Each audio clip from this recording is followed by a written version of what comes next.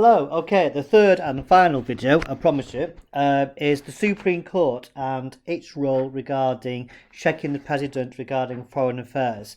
I think the first thing to say, it's been quite reluctant to get involved in the Presidency regarding foreign affairs. That said, there have been a number of cases which have involved foreign affairs, which the Supreme Court has been involved in. And there's these two which kind of stand out: Reed versus Covert and Goldwater versus Carter. Reed versus Covert, basically, where the Supreme Court agreed on the constitutionality of executive agreements, so long as they do not go against or contradict, that's the word I was looking for, federal law.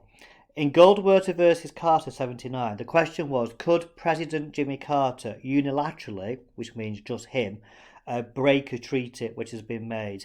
And the court ruled 6-2 that it wasn't an issue which they were concerned with. It was something which had to be sorted out between Congress and the presidency. In other words, they kind of decided not to take it up. Some other kind of foreign policy type of cases is this one here, which we've come across before. This involved Japanese Americans who were being interned in the USA during the Second World War, and the Supreme Court said that was fine.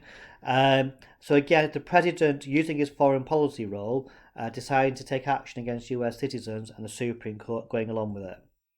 However, during George Bush's second term, following 9/11, they were quite critical of the Supreme Court regarding some of the prisoners at Guantanamo Bay. There was the Military Commissions Act, which Congress passed, for example, which the Supreme Court struck down. There's Hamdan versus Rumsfeld, where again they were saying that these prisoners needed to have some kind of public trial. And of course, the final check on the presidency, of course, is public opinion, especially for presidents in his first term, which is always an issue because they want to get re-elected. But even in the second term, it can also be an issue. So, for example, President Johnson during Vietnam, extremely unpopular at war with Vietnam, and it contributed, I think, towards his decision in 1968 not to stand for re-election.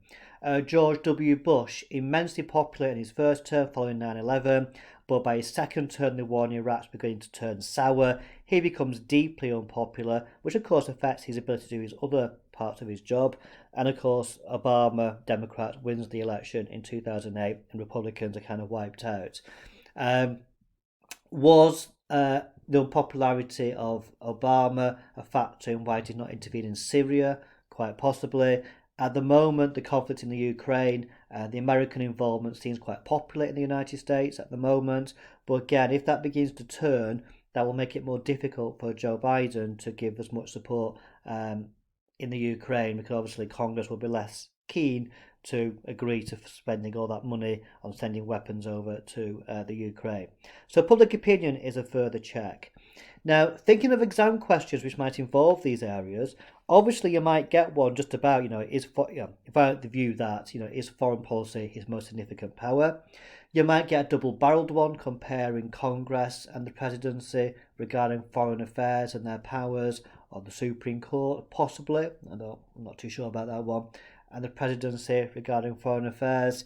They can pop up in quite a few places. You can also, of course, if you get a question about checks and balances or something of that nature, again, you can probably get a nice paragraph in there on foreign affairs. So these are the three. This is the PowerPoint we did on foreign affairs in class. For those who missed it, let us know. So yeah, make sure you get this work done. Okay, that's it, folks.